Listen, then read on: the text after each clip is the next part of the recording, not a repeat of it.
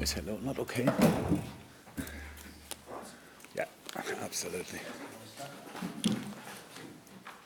Good, go on, Vinny. Yeah, good. There's been various responses to what you said about the FA Cup fourth round replay. Brendan Rodgers fully agrees with you, by the way. He says that you're well within your rights to rest all your players for the benefit of the club. But on the flip side, there's been the FA saying that every club agreed to this season's FA Cup fixture schedule and new fourth round replays might cut into the winter break. Some would say it's a chance to give the likes of Matip, Lallana valuable game time. Another point race includes Shrewsbury have only played 2 games less. And whatever side you do choose to pick, that you should be there as manager. So how do you respond to all of that? Thank you very much. So maybe we should start with the most important thing. I feel a bit sorry for Shrewsbury because after the game it was obviously everybody spoke about what I said and not about the brilliant performance of Shrewsbury. And that they deserve. I thought I said it out directly after the game, but maybe I didn't make it clear enough. All the rest what I said was then for the outside world more important. So the next thing is we want to go to the next round. That's still the plan. And Shrewsbury, we are a Premier League team. Shrewsbury is a League One team, and they could get a draw from that game for different reasons. And why should our U23 not be able to do that? So it's not that we gave up or something like that. That's another important thing, I think.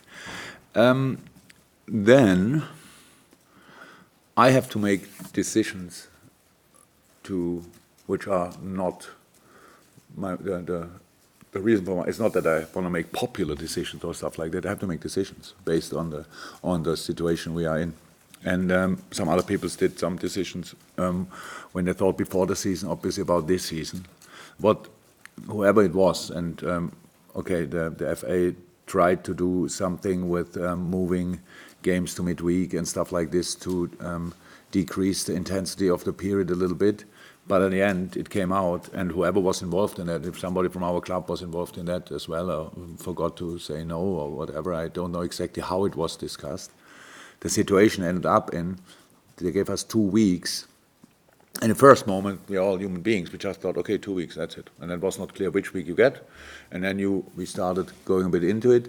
And then we saw, okay, if we get a second week, then we play probably a Champions League game in that week. Would mean if we have the second week of these 2 weeks now, hope it's not too complicated, our winter mid-season break would have ended Tuesday. That's 9 days, I think. We cannot make then a week off or whatever and say, okay, there are 2 days to prepare Atletico Madrid in this case. It's not possible. So the other week was the first week for all the Champions League teams was obviously the more the better week because there's no Champions League game. And then it came up, there could be a potential replay.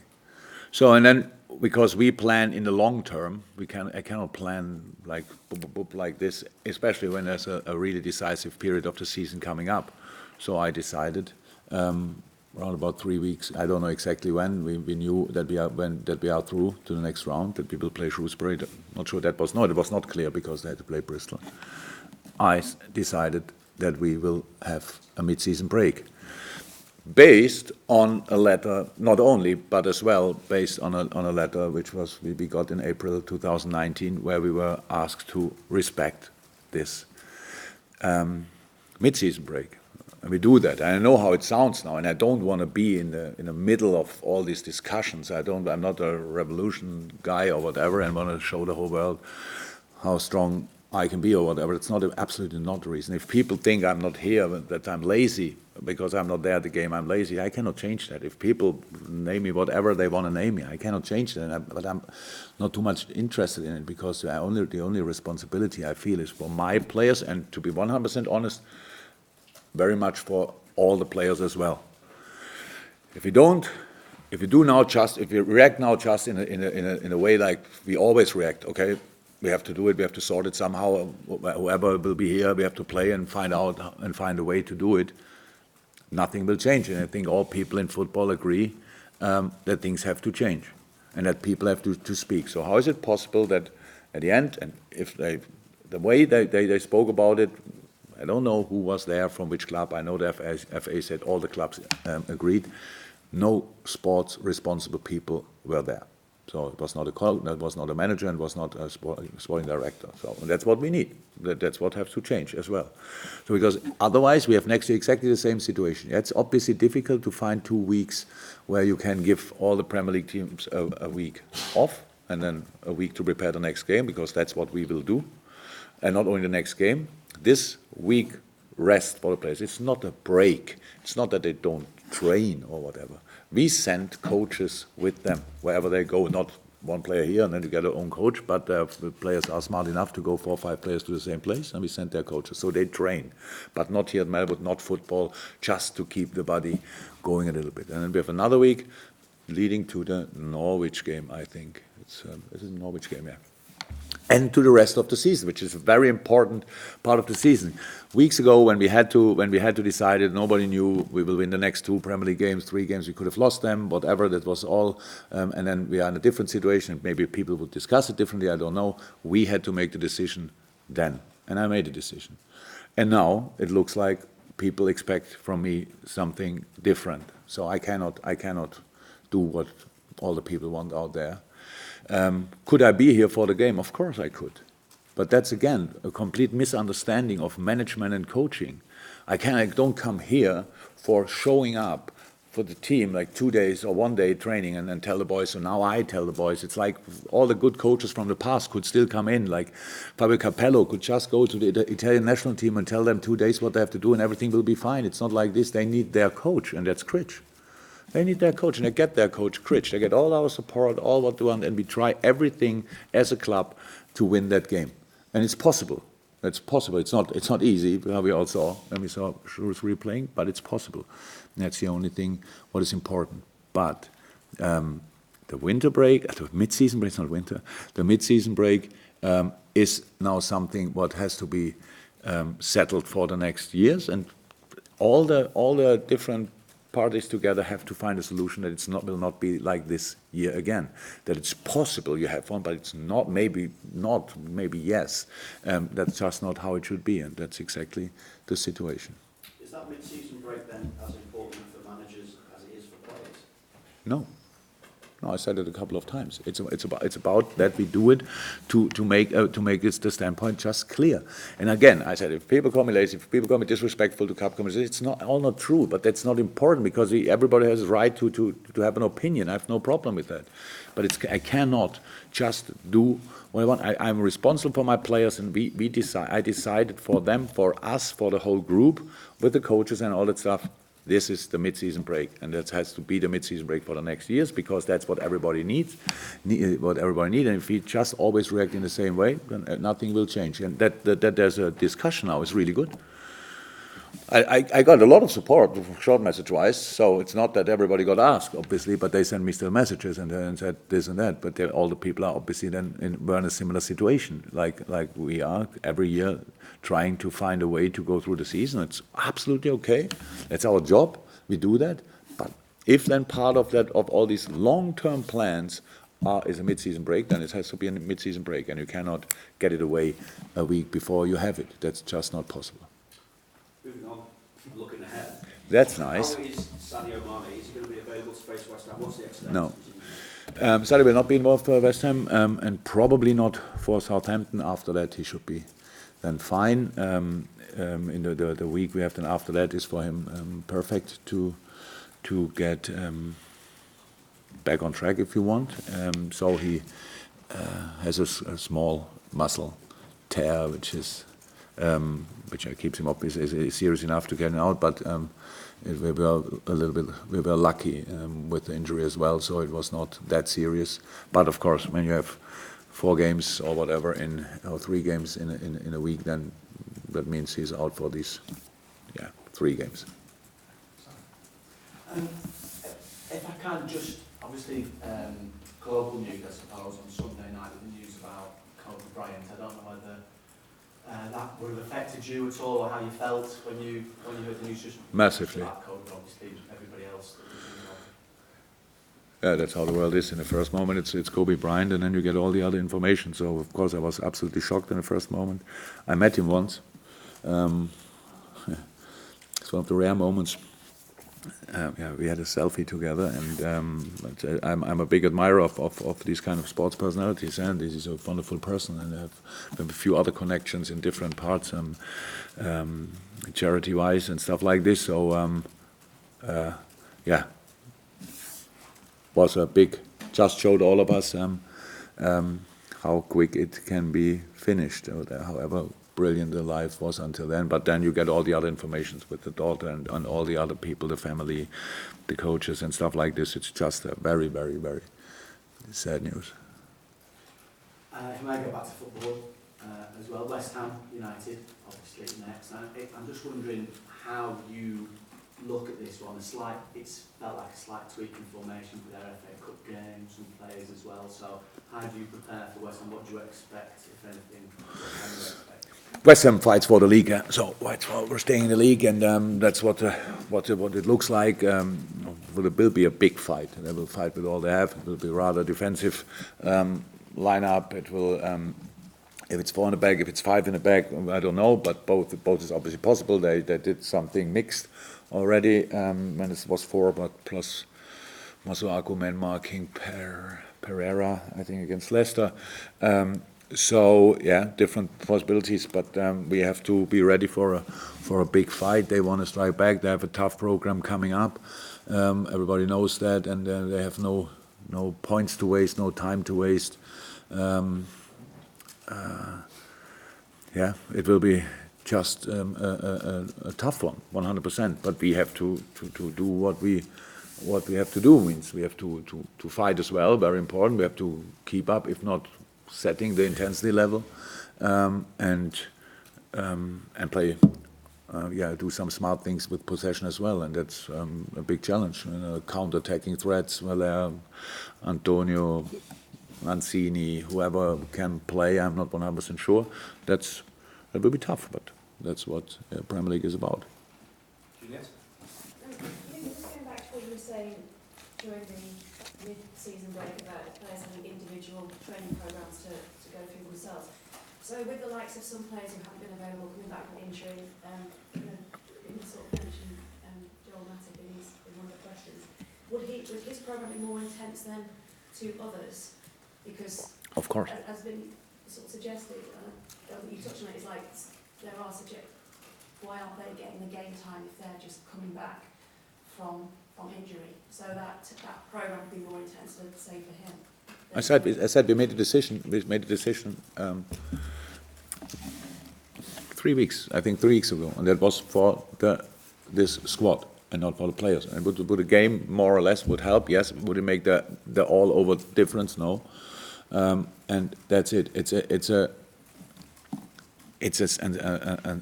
stance or a standpoint as well.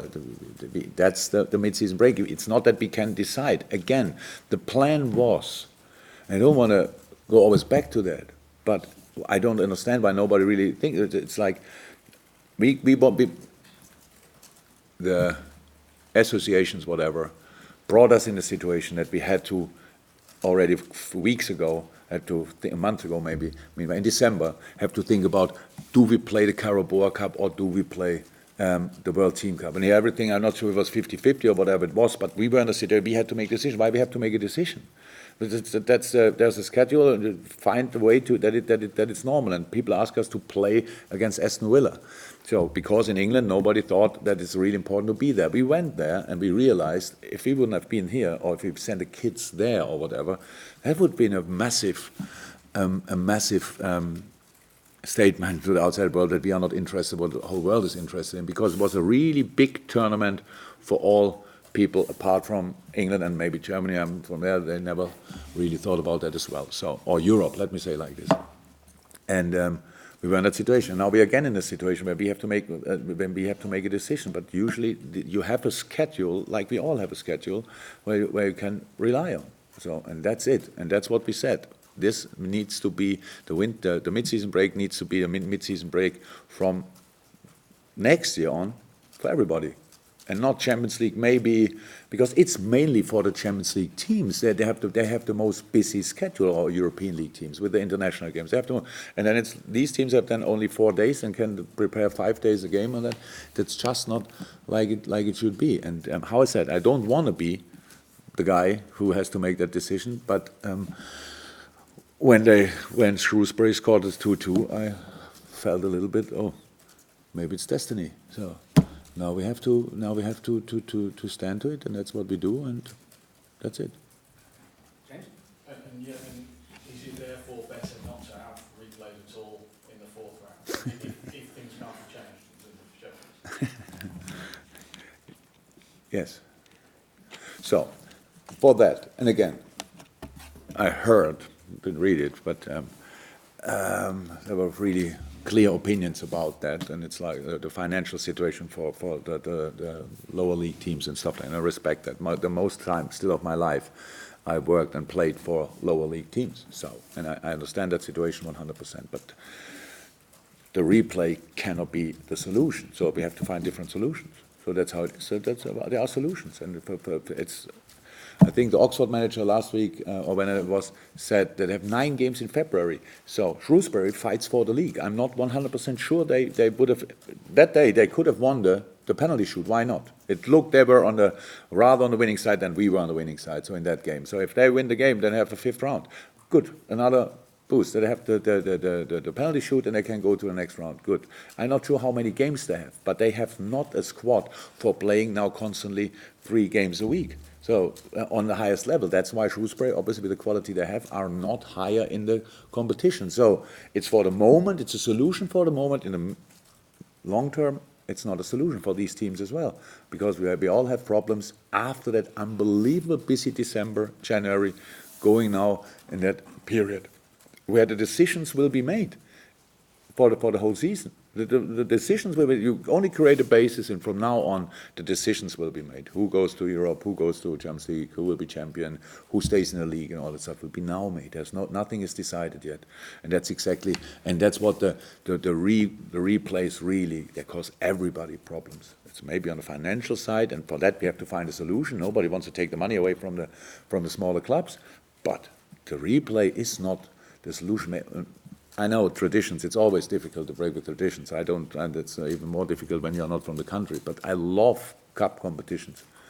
In 7 years at Dortmund, I think I was 3 or 4 times in a cup final. Only not so often, but was there. So it means we won all the other games until then. So it's nothing to do with that. It's just I have to see the bigger picture, and that's what I do. And that means the players will have their program. And I will not be there, not because I don't want to be here or I plan differently. I'm absolutely not important in that part, but it's not about showing up and wearing my training gear or touchline gear and show the world I am here. It's about the best thing for the boys, and that's their coach. Critch did really, really well with Aston Villa. The goals we conceded there, forget them. But the game they played was exceptional, and with a similar performance, the boys have a chance 100% against Shrewsbury. And that's the only thing that you never have more than a chance before a game. Nobody knows how it will end, but the boys have a chance, and I hope they will make it.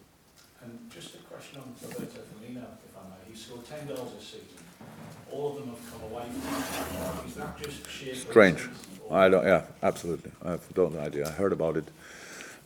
But well, they were pretty much all very important, especially the last 5, I remember. They were incredibly important. So I'm fine with that, as long as enough people score at home and he scores away. No problem with that. Thank God we have now an away game or whatever. So, yeah, I would say pure coincidence.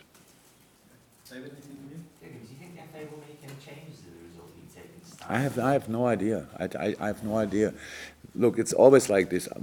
I said now what I said, and other people find explanations. I'm not sure, I don't want to say excuses, but explanations for that. But we said it before, we said that. If that was like this, then all the people, clubs involved, have to think differently.